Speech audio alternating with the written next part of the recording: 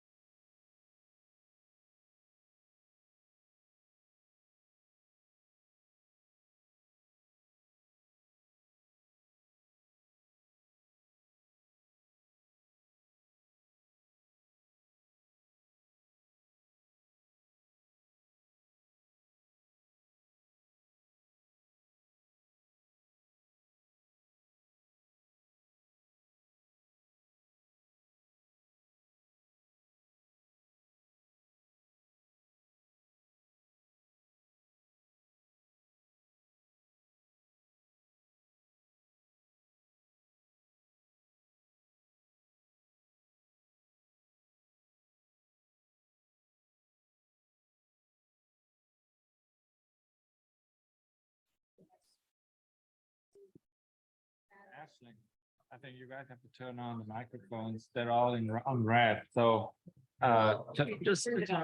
just click once and turn it on.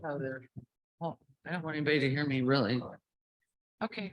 See, we got covers for it. Oh, good. They're pop covers, huh? Yeah. Let's go back in. Why can't? Yeah.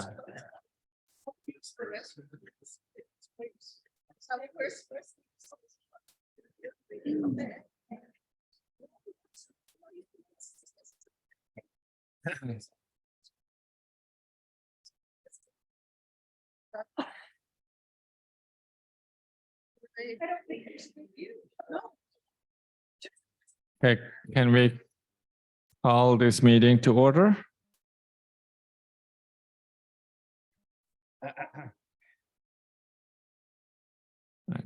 All right, good evening, everyone. My name is Marcus Dasher, and I'm the president of the Nepenthe Homeowners Association. I'm Cheryl Nelson. I'm vice president of the association. I'm Jackie Gravitas. I'm the treasurer. I'm Ashley Tongaros, and I'm a director, and today's my last meeting.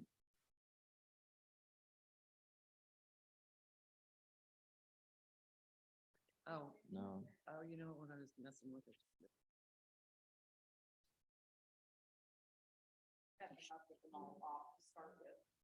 Now it's flashing red. I don't know what that means. The battery?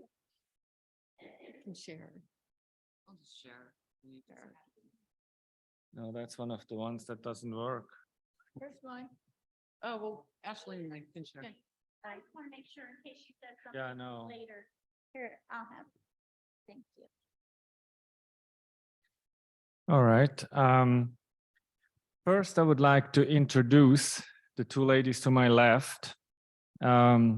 Many of you already know Andy Helms. She's the regional manager of First Service. And the other person sitting there, some of you may have already heard that we have a new manager. And this is our new manager, Dusty. Dusty, can you introduce yourself quickly? Pronounced. And that's okay. I come to you with 8 years of experience in the HOA industry, and I'll just keep this quick. I'm just really, really happy to be here. I've gotten a really warm welcome, and I just want to say thank you, and I'm happy to be here. Well, we are very happy to have you. It was not easy to find a manager for our association. Andy and especially Andy and her company were instrumental in finding us several candidates. Some of them failed our interviews, and she was the very best, and we were very lucky to actually find her. So thank you very much and welcome. Okay. All right. So this afternoon we had our executive session. It had to do with contract negotiations and some delinquencies. Then the reports. I don't see Will Visar. Do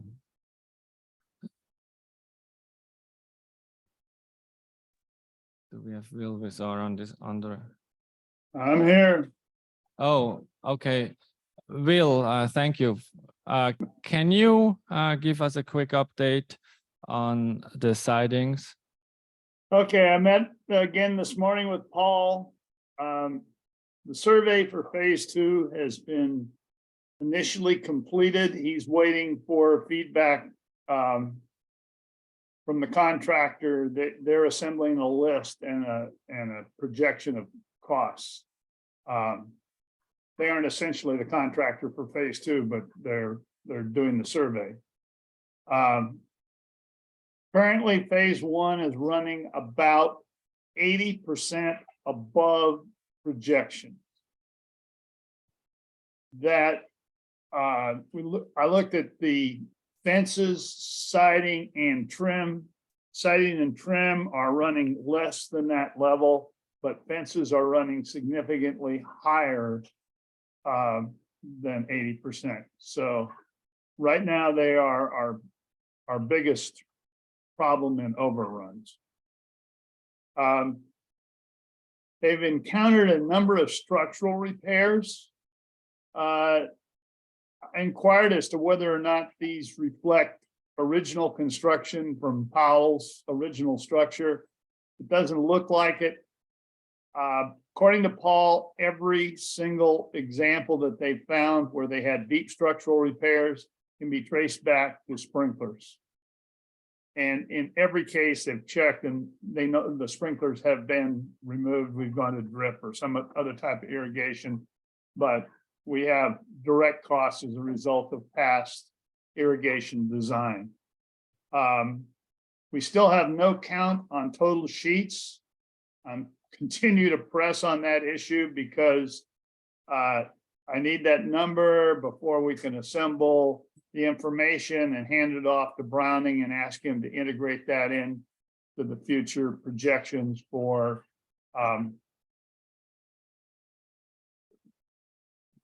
the repairs down the line. I will note that, you know, historically we were on a 6-year cycle. At one point, about 20 years ago, we went to a 12-year cycle. I analyzed that one. It cost exactly 100%. There were 100% more sheets on a 12-year cycle than there were on a 6-year cycle. It was a pretty linear relationship. This time we're at an 8-year cycle. That probably explains some of the cost overrun. So, you know, you can postpone doing siding, but it doesn't essentially in the long run make any difference in cost. They're currently working on the 800 block of Dunbarton. Projected completion on phase 1 is about the 1st of November. And of course, that would be, you know, about the time we would look for phase 2, assuming that the RFPs are out and we have a contract. There, if you'll notice, there's some credits that are shown on there. Those credits are actually examples in which the projected cost was higher than the actual cost, and so we get credited back on that. That's offset a little bit, but we're still substantially over. Any questions from the board? I have a few questions. For phase 2, when I've been walking around, it seems like I'm seeing a lot more X's everywhere. I know we don't have the numbers, but is it looking worse than phase 1? It's looking, according to Paul, it's looking about the same. Phase 2 has more X's because we're doing a more intense survey. Because we have a project manager on site, we can do that. And, you know, he's incorporating that into his function. And as a result, phase 2 is probably going to look very much like phase 1, according to Paul. And what about material cost? I know the material that we have currently, we purchased when the material prices was lower. Do we have enough for phase 2? No, I don't know. We do. Well, I shouldn't answer that because I don't know for sure. But as far as I know, no. Phase 2 would be phase 2 is going to be another contract, whether it's with this contractor or another one. It'll be an RFP. They'll have to be purchased. You know, it'll be a part of the cost of that contract. Any other questions from the board? Just my calculations were higher. I see the change over orders of, let's see, 358,000. I divided it by, I think we've got 50 homes completed. Am I using the wrong number? I'd have to go back and look at the spreadsheet. I don't know how many homes. Because I got that our original cost was 822 or 823,000, and we're going, I estimate 931,000 more. So not good. Oh, yeah. Right now, the projection is we'll be at 180% of projected cost. All right. Well, thank you for that report. Okay. About the other reports, did all of the directors have a chance to read those reports? Any questions? All right. General Manager's report. Do any of the directors have any questions about the manager's report?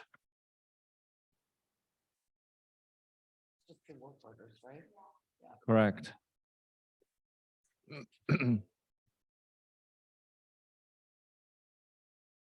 Okay.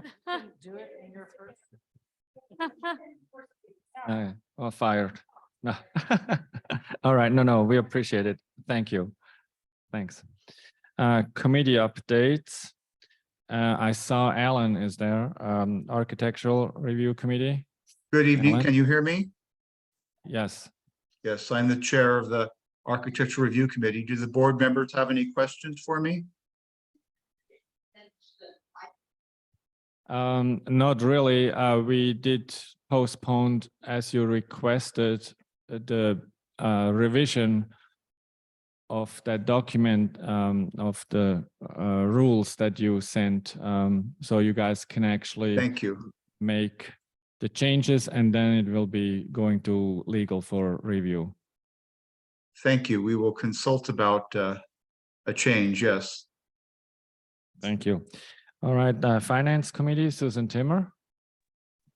Good evening. I don't really have anything to add to the minutes, but I'm happy to talk through it if you'd like, or unless the directors have any questions for me.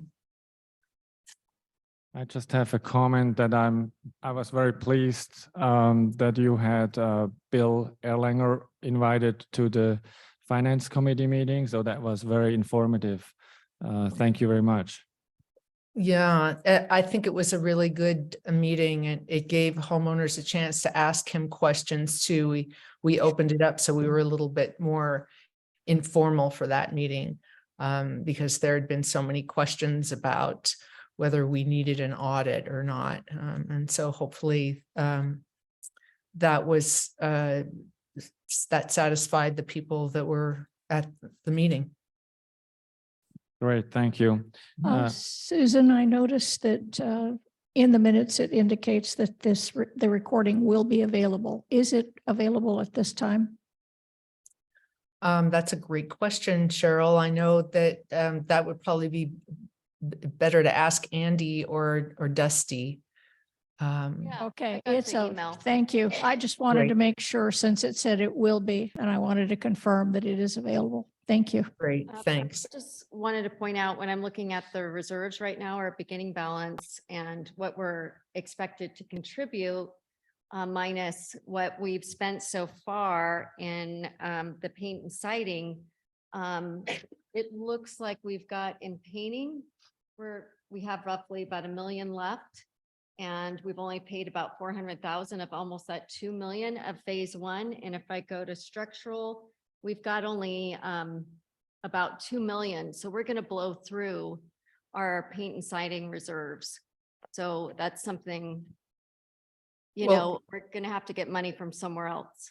Is this, I'm sorry, is this a question for me? Would you like Well, it's me to just something comment on that it? maybe the finance committee needs to start getting ahead No, of. I think, we understand what the reserve study says, quite This well. isn't and the we- and- reserve study. This is looking at, our actual financials, what's in our accounts in reserves. If you look at. No, reserve- Ashley, I think if you'll just pardon me for interrupting, I think you're misinterpreting, what a budget is and what the reserve study is. The No, I'm reserve s- not. No, yes, I No. think you are, because when you talk about blowing through a certain amount of money in a certain line item, that's just not how it works. No, And- I know how it works, and I'm not going to get into an argument with you here. It's one of the reasons why. I'm Oh, making these- no, I'm just, kind of just disagreeing with your premise. But your comment about the costs being more than we expected is right on. You're certainly right about that. All right, thank you, Susan. Mhm. Grounds Committee, Christina George.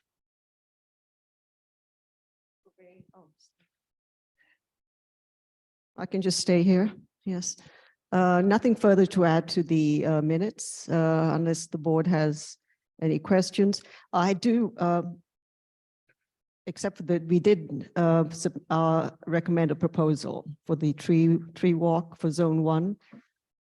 So just wondering about that.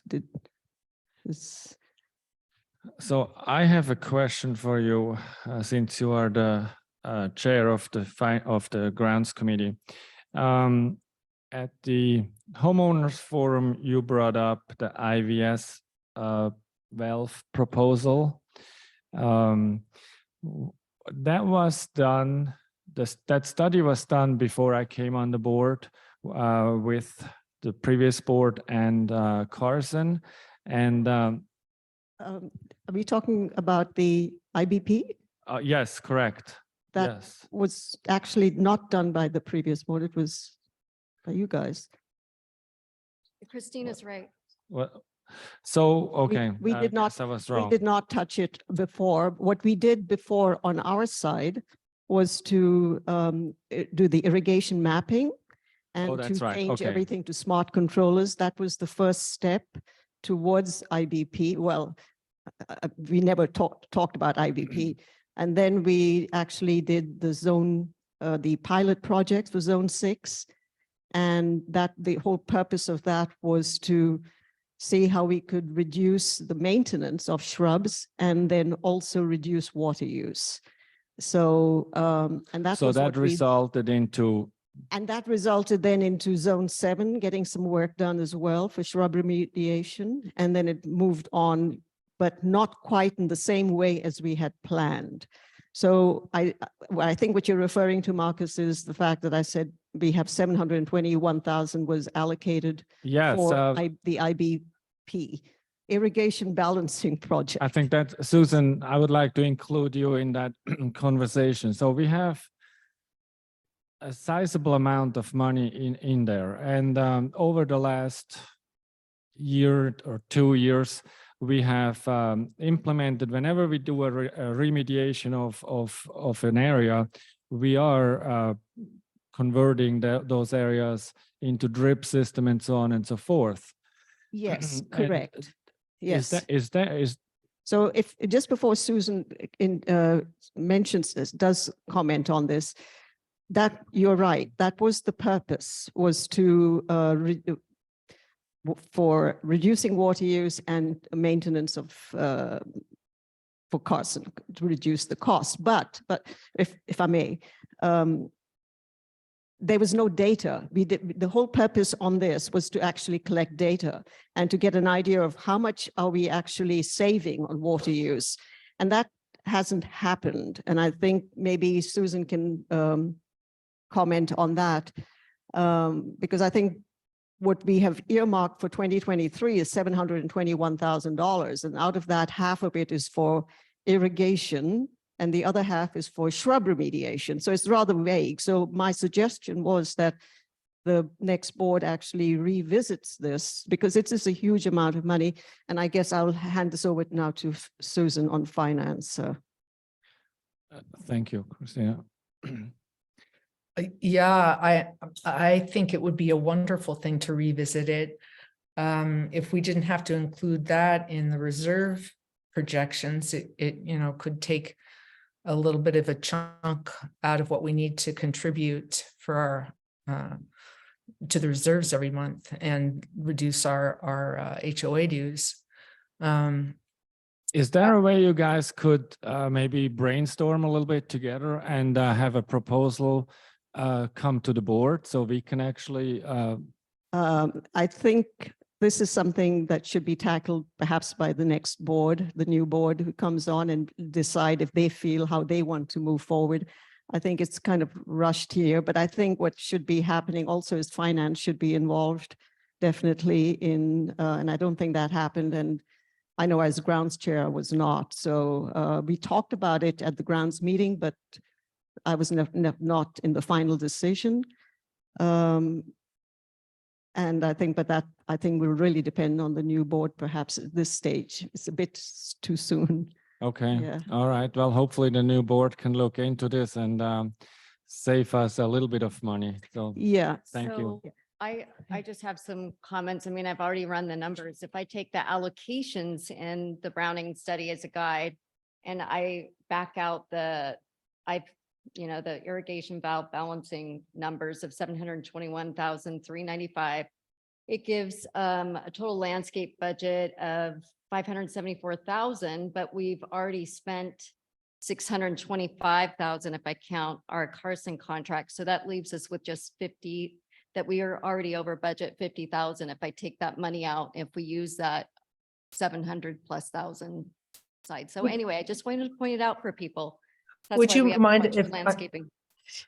Would you mind if I made a just quick comment to Ashley? I think what we're talking about with the 728,000 is actually taking it out of the reserves. It's not like it's a this year thing, but if we, we're not planning on doing it this year, but it would otherwise be moved to say next year or the year after that. But if we actually just take it out of the reserve study, that's when it has the potential I for. understand that. reduction, Yeah, hopefully. because if you look, it's over the 3 years. We have a phase 1, phase 2, phase 3. So I'm Right. completely aware how it all works. So you don't need to explain it to me. So if, Isn't part of Thank the you, idea Ashley. though, that Thank you. Just clarifying it for the listeners.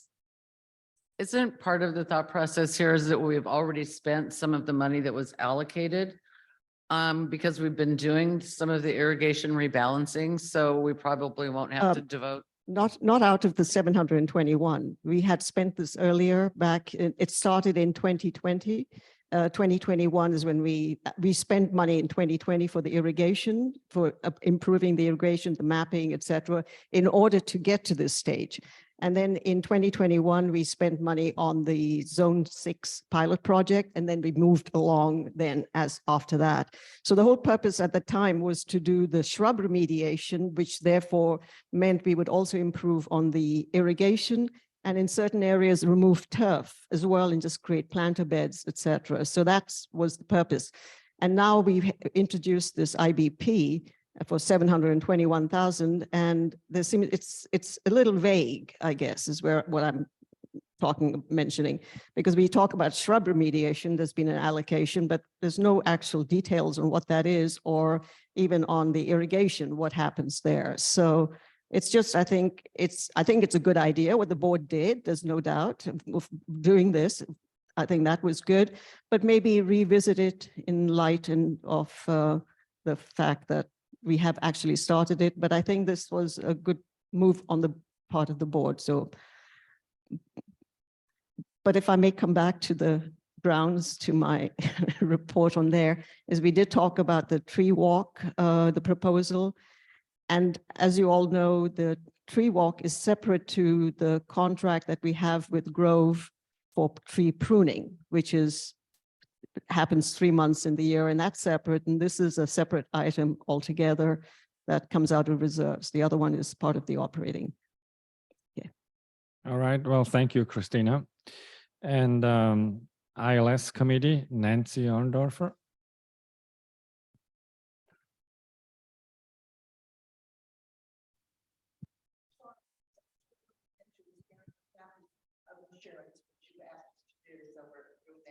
We still want to get back on looking into our security companies and services, but ideas for that. And there was a discussion about some of the homeowners that can't bring their mailboxes. But I think that's, I know I've had to spend the last few times getting my key in my box to get in. And that's about it. Kind of no more minutes. All right. Thank you. All right, that's it. Thank you very much, Nancy. All right, then Outreach Committee, Marcy Best. First, before you say anything, I would like to thank you and your Outreach Committee for the outstanding job last Saturday at the Homeowners Forum. Thank you very much. It was very, very nice. You're welcome. parking lot sale. Oh, and the parking lot sale. That's what I was going to start with, Ashley. We had a really good, successful parking lot sale. We sold all of our spaces and okay, you done? Okay. Teresa McCracken and Hallie Henley were in charge of this event. They did a great job, and I think everybody had a good time and got rid of some of their stuff. So next thing that's coming up in May, we're going to be really quiet for a while. So all will have time to vote. And that'll be our emphasis, is just getting out flyers and posters and trying to get everybody to vote. We did have about 100 people show up for the forum, and I think that was a really good turnout. And so again, think about voting.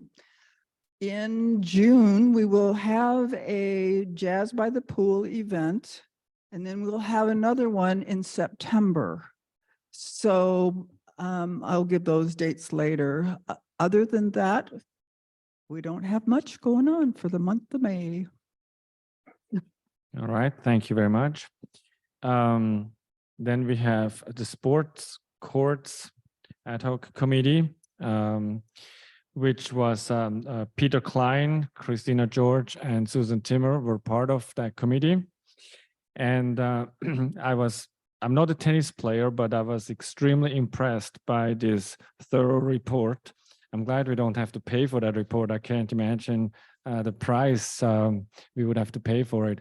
So I guess you, Christina, could elaborate on that. Yes, the board gave us very short time, of course, to get this done, 2 weeks, helped by Susan and Peter Klein and myself. We met once, went through all the various courts and came up with this. As you can see, the clubhouse courts, that's it's something we don't particularly want to do. I mean, it's a situation, but as you can see, we have reports from professionals about the juniper trees and the liquid amber, and the recommendation is definitely is to remove the trees because they are creating problems on our courts. They're lifting the courts, creating cracks, etc. So that is one of the recommendations. And I believe you have all the information on that. And moving down commons as well. We looked at the commons courts. Yes, there are a few cracks there. Bob Browning has put in, I think, the resurfacing, or no, resealing for these courts and resurfacing for 2023. When we looked at it, we felt that this could be postponed till next year, till 2024. There are cracks, but it's minimal. So you can certainly you can play on them without any problems. Elmhurst was a little different issue. The tennis court specialists will not resurface these courts because because of the incorrect slope. And I know it was done, I believe, in 2016 by a NorCal asphalt, and they did that, but within a few months, we had problems on there. There's a lot of water ponding, and so it's kind of a sort of the professionals will not work on these courts. So what the suggestion has been is to just make sure that they're cleaned and maintained. And by the way, all these courts have never been cleaned. So if you don't clean them, we are actually reducing the life of these courts. So, and I know we mentioned the fact that if you want to have a bocce ball court or something else there, well, we would still have the same problem as far as the asphalt and the slab, the slope. Any other non-sports use would be a board decision. We wouldn't be able to go in there. And pretty much across the board, it's washing the courts, all the courts, 2 to 3 times a year, and pruning the tree branches. So is suggesting here about what to buy. It's a minor cost, $262 to purchase the water broom and benches. But again, we're suggesting 3 to 5 or 4 to 5, 3 to 5 benches. But that depends on the pickleball players as to how they feel and what they need. But once you get the benches on there, then people won't take the chairs from the pool chairs. So that damages the courts. And court maintenance, yeah. I think one of the interesting parts is the reserve study, and I think I will hand this over to Susan. But if you scroll down further, you will see the. I have a question on that reserve study Yes. report there. Yeah. It says resealing or resurfacing. What's the difference? Well, resurfacing is what we do, and resurfacing is the norm which we have. Resealing would be repairs. We won't. That would be the right word to use. And again, I'm going to hand this to Susan. But in the tennis world, the resurfacing of courts is the norm. This is where they repair the cracks, but we use a particular product called Right Way for the cracks. And that ensures that the cracks will not occur in the same spot. With repairs, we can do the same thing, but it will not be with Right Way. So once you repair the crack will come back in about 2 to 3 months. So it would be a total waste. So, but it's also interesting that he has put the cost in there. But Susan, do you want to talk about the allocations here? Oh, sure. Yeah. I mean, this was actually kind of an exciting thing, for a finance committee person to see how much money is allocated for tennis court maintenance over the years. And then looking at now with the new way of maintaining tennis courts, it's considerably less. I think Christina had included a proposal for $17,000 to do the resurfacing on the Commons Drive courts. And you can see that the resurfacing, the amount that was allocated by Browning for that same job was, well, including resealing, was, upwards of 68 or 69,000. So, even though the new kind of tennis court maintenance requires maybe an 8-year cycle instead of a bit longer, as Browning had it, it's going to be considerably less money. And I think we should see some important savings. Yeah, because the resealing and the resurfacing, it seems rather strange to have that, for instance, in Commons, 69,000, as Susan mentioned. And I think the resealing, what Browning has done with the resealing, correct me if I'm wrong, Susan, is every 7 years, the resealing, but the resurfacing is every 20 years. And so I think, yeah. Oh, sorry. Go ahead. No, I was just going to say the way that Browning defined resurfacing in the reserve study was actually, removing the top layer of the tennis court and putting the whole surface on again. And that's not how it's done anymore. And then the resealing part was putting some kind of a surface repainting and putting the lines on again. So that every now and then we need a complete resurfacing, which was a great big job. And then every now and then the lines just needed to be painted on, maybe some crack repair or something like that. And I think that's what his approach had been. And possibly that's just how tennis courts were maintained, maybe about, 10 years ago. But as we discovered, things had changed a lot, or Christina discovered when, she got together the material to resurface the clubhouse courts. So I think we're going to benefit a lot by new technology. Yeah, because Browning had put in something like close to 100,000 for the clubhouse courts here, and it was actually 48. And so you can see we've got a huge amount of savings here for on the reserve study allocations, which I'm sure finance will be looking into. But we have I mean, if you can see that 89,000, we're nowhere close to spending that in 2023. So we could potentially save there some money and reduce contribution.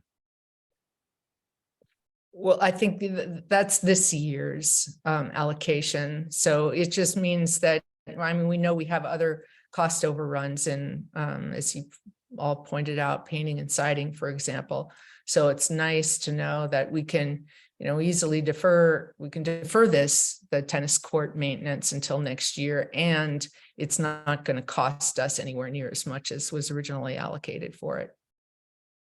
Okay, we have some good I- news. Thank you. A quick comment. I think this is great. Thank you for putting it together. If there's an opportunity, maybe these contractors have some ideas of making one of these courts maybe a little bit more multi-purpose, maybe adding in some pickleball lines as an option, or putting a basketball hoop in, or, it'd be kind of neat to use some of these extra courts a little bit better than aren't being used, even if it costs a little bit. Well, the only one that would apply would be at the Elmhurst courts. And the Yeah. problem with the Elmhurst court is I did speak to the contractor. In order to do a pickleball, we would still have the same problems. If you notice on Elmhurst, we actually have lines for pickleball courts, but they can't be used because of the water ponding. It is just impossible. So you just cannot use those courts, but you have to maintain them. So, and then if we want to have a bocce ball, we would have to cut the asphalt. And again, that would be a problem because of the slab. So, Basketball, or maybe like a wall so people can. well, I just think sit. basketball, you'd have to, I guess, yeah, something that, but that's is, I think also we have to be aware that people live around there in the courts, near the courts. So, what the use is going to be. We need to be more inclusive of younger families, in my opinion, but Well, yeah, but that's not on this report here. Thank you very much. So we're coming to the first homeowner forum.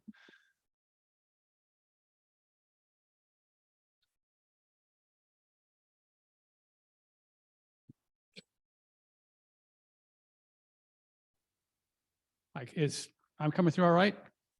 Okay, thank you. I'm John Apostolo. I'm a resident of 505 Elmhurst. And I'm speaking tonight as number one, as a former board member and also as a former chair of the finance committee. And I was listening to Will Vizar's report out tonight about the siding replacement and painting cycle. And unfortunately, it kind of brought back some PTSD memories for me with respect to some of the challenges we had back in 2005 and 6. One of the things that concerns me is a little bit of lack of transparency tonight with respect to the actual cost that we're incurring right now. What's the current run rate over the next phases of these projects over 5 or 6 years? And just how that's going to impact the reserves and where we can look at it as an assessment. Because the last time the time when I was on the board, as well as on the finance committee, we projected an assessment in 2008, 3 years in advance. We were able to prepare the homeowners for that.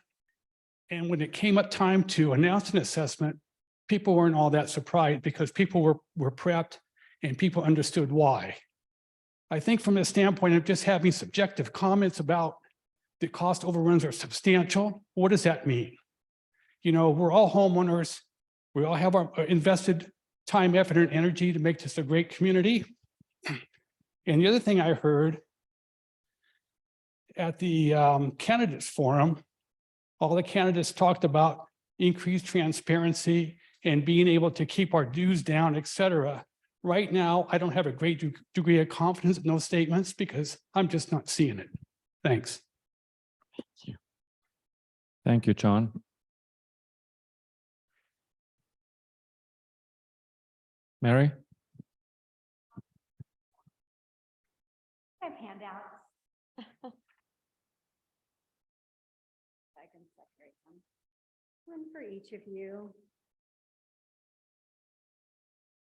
I'm sorry, guys, I can't project it on the screen, but I'll try to be clear about what I'm handing out. Okay, I'll use it now. Yeah, thanks, Andy.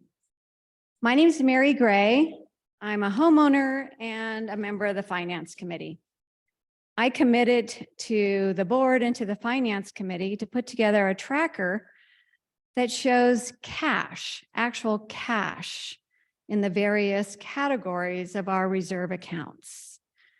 They're not projections on use or anything. It's actually how much money do we have there to spend? I'm kind of building on what John was saying now, it seems like. Right now we have about, in the category, a little over 1.9 million for structural repairs. The estimate already for just phase one, and we're in 50 houses, is almost 1.2 million. Again, I said we have about 1.9 million, and we're in phase one. So it's a concern to me. There's not much hope of lowering our dues. I'm hoping we don't have an assessment. And I just think it's really critical for us all to keep an eye on this. These costs are super high and our reserves don't match the needs. The other thing is, again, different categories, the actual cash that we have in the reserves. We're already negative in landscaping, $212,000. And this is as of end of March. We're also negative in tree removal at 10,000. So my concern is if we continue to approve landscaping projects, and I'm not saying they aren't needed, are we pulling from our other savings accounts for things like roofing, for things like painting interiors, our pool and spas? We have some pretty serious considerations, I believe. We really need to work as a community and as a board to avoid an assessment. Thank you, Mary. Ricardo? Hi, my name is Ricardo Pineda, 1013 Dunbarton Circle. At the April meeting, I brought up that I had dropped 6 bills with payment bills with checks at the mailbox here in front of the clubhouse, and they never arrived to their destination. I talked to the local postman who circulated through Dunbarton a couple of weeks ago, and he said that he doubted that they were lost at the post office. And he suggested putting up a motion detector light on the wall of the clubhouse here that would shine on the mailbox at night to give attention if anybody was trying to do anything inappropriate. He also said that I asked him about the key to the mailbox, and he said that the key that the post office issues him, which has a strict security protocol, opens up every mailbox in the zip code. That kind of surprised me. I thought that was a little disconcerting if the key gets in the wrong hands, however it gets in the wrong hands. And when I was over at the Safe Mart supermarket, I think that's what it's called there in Loman's Plaza, I looked at the mailbox in the parking lot, and that appeared to be a much more secure mailbox based upon the slot that the envelopes go into as compared to the mailbox here in front of the clubhouse, which has a wider slot when you drop it in. So perhaps the US Post Office, if they were contacted by our staff, could potentially consider replacing this mailbox with a more up-to-date, secure mailbox that could be less tamper-proof if you disregard the issue, if there's some illegal key floating around. So I will not use this mailbox anymore. I'm kind of paid my bills by phone or by internet. I couldn't believe that 6 envelopes. I had trusted the US mail forever and ever. So thank you. Thank you, Ricardo.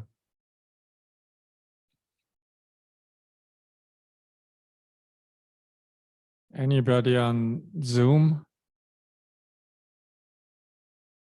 I see Bill White raising his hand.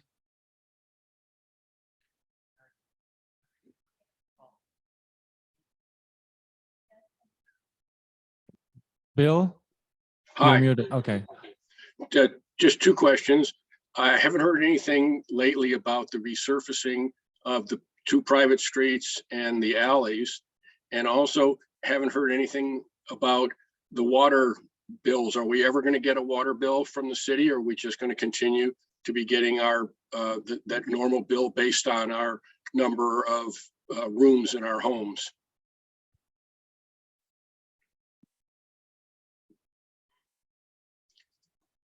That's it.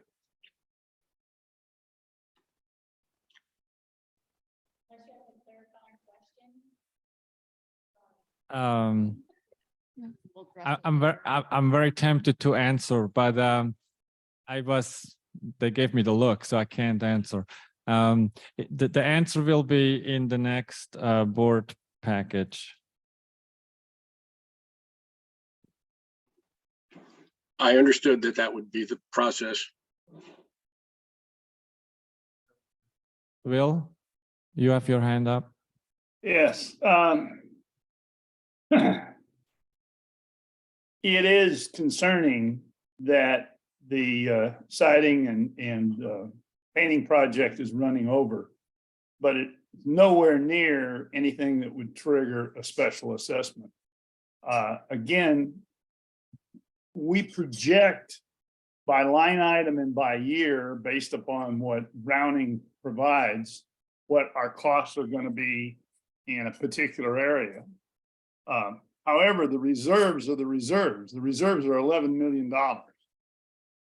Now, what that may trigger is a necessity for contributing more to the reserve next year, because we had this tremendous windstorm that generated all kinds of damage, and we've also had overruns on the siding and painting. And it's perfectly appropriate for the board to look at that and decide that if there's something they think can be postponed, effectively lowering costs or reduced, but it's not anywhere near triggering an assessment. We're in extremely good shape in terms of the totality of our reserves. Can I make a comment on that? But if you look at, okay, all right. That's fine.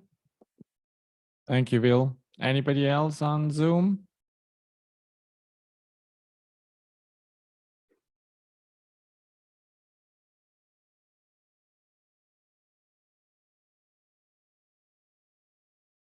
Are we good? Andy, or Oh, sorry. Oh. Now I have my hand. Now I have had my mic muted. This is Jan Wadsworth.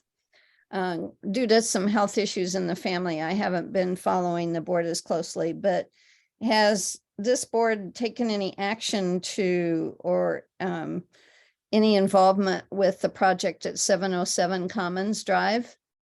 And if so, what is one of my questions. So I'll ask that one first and get an answer, and then I have another question. Can you explain that we cannot answer this form? I can't hear.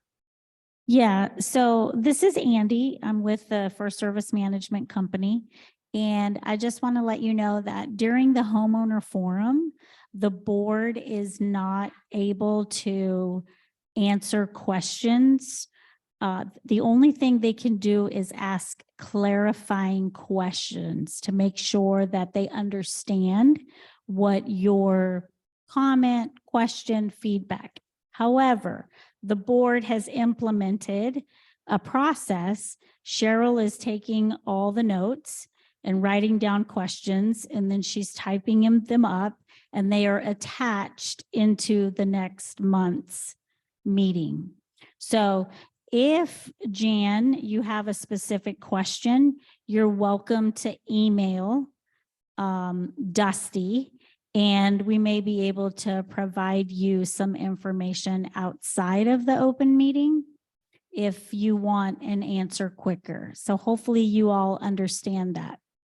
Okay, thank you. I just, my comment then is that I think that it behooves our HOA to have input into what's going on with that, because it will affect the number of us on the south end who travel up to and beyond, American River Drive to the 707 to turn onto Fair Oaks, et cetera, and University, and the traffic and all of the things that I've been following with the group that have been working diligently to address things with the city on that.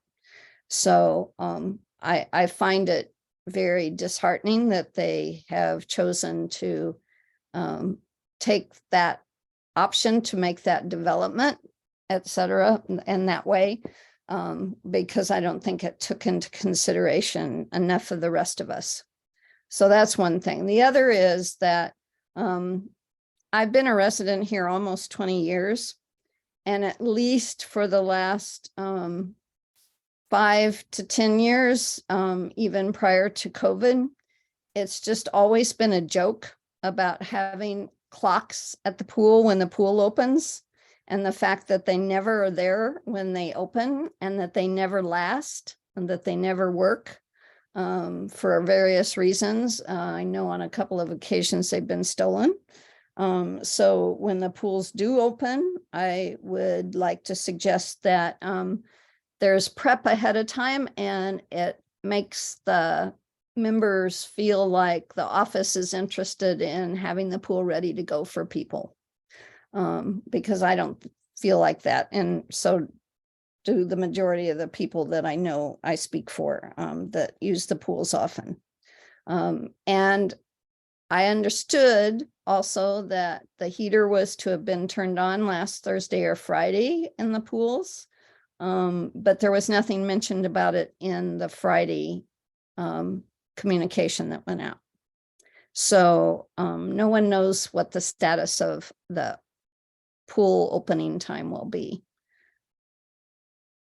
Thank you. Thank you, Jen. Anybody else? Okay, Ricardo.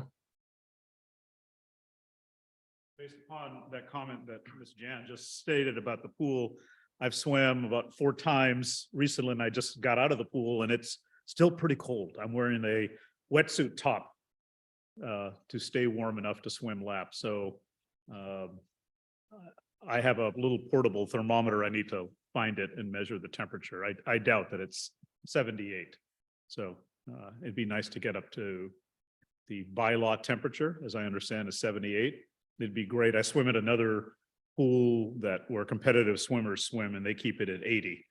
It'd be nice to consider down the road raising the temperature. So my core temperature dropped before this meeting. I'm not warmed up yet. Thank you. That is another, I'm glad you brought that up, because that is another issue related. In the early opening of the pool and early fall, when the temperatures drop really late at night, then it's very difficult to swim except in the middle of the day almost, for a number of weeks until the water temperature comes up to a higher than normal. So if there's a possibility of even temporarily, because I know the recommendation was not to set the temperature higher than a certain amount by whoever installed the last thermometer or whatever, that if it could be just done temporarily for the first few weeks and the latter few weeks, that would certainly make a lot of people happy too, to be able to swim more throughout the day. All right, thank you, Jen. One quick point. I asked, I think a month or so ago, about the rescue equipment in the pool, like floating boards or something that we could get somebody out of that lap pool. I talked about it last fall, and then I asked again. I'm just haven't heard an answer on it. So if we can put that in the notes so I can get an answer. That is actually, that got answered in the board package. The answer was in the board packet? I'm yes, sorry, I missed packet. it. Thank you. No.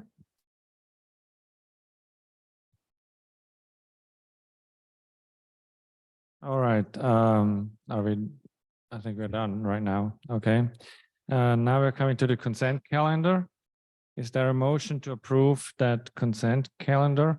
There is a mistake in there, at least in my board package. It's A to D and not A to C. So anyway, Yes, we're approving, yes. From A to D.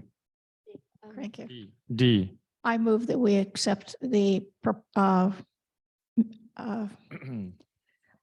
sorry, I accept the consent calendar from A to D.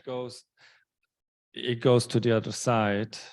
I know I don't like that, but that's the way it goes. So I just had a quick question for Andy. Any update on getting an updated reserve, a corrected reserve tracker? Because there have been a lot of errors in the ones we've been receiving. Okay, thanks. Okay. We're off subject. Well, it's part of the financial statements. I mean, even though sometimes they used to be in there and other times not. Or sometimes it'd be in the management report. Thanks. Oh, I think Cheryl moved to approve in a second. okay. Approved. Yeah. Yes, yes. All in favor, right? Okay. All right. Moving right along. Unfinished. Oh, okay. No, go ahead. Oh, all right.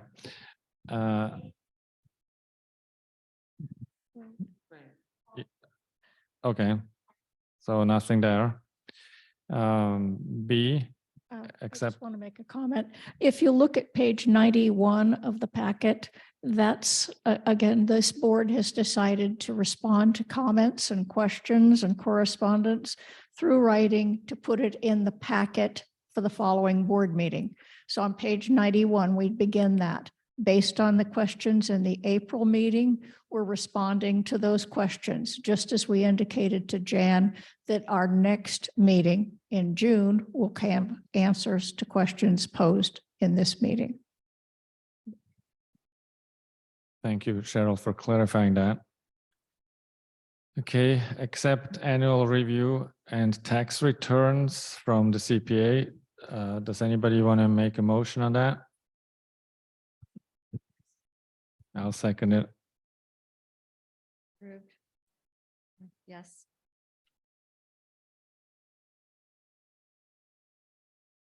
I agree. All right.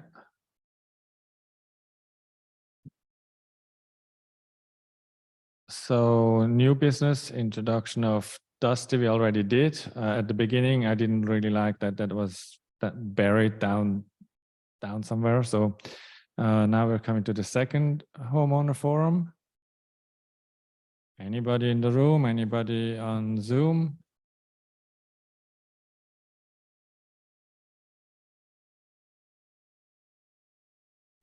That is correct, Susan. Thank you. All right. Well, with that, we are next board meeting is going to be June 7th at 6 o'clock, and meeting adjourned. So we have the annual meeting, May 24th. May 24th is our annual meeting and the election of officers, correct? Well, I just want to say one thing is my last meeting. I'm now going to be a regular homeowner and I get to say whatever I want in committee meetings. So I'm not going to be censored anymore. So anyway. 3-minute time limit though, Ashley. That's funny.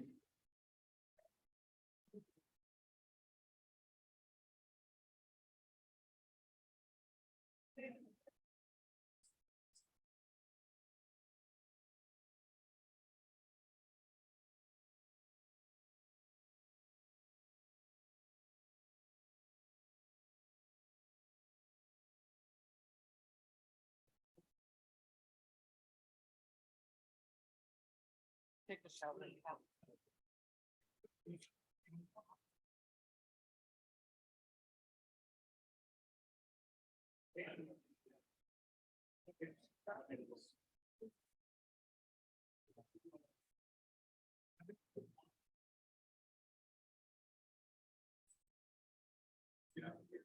Okay. I was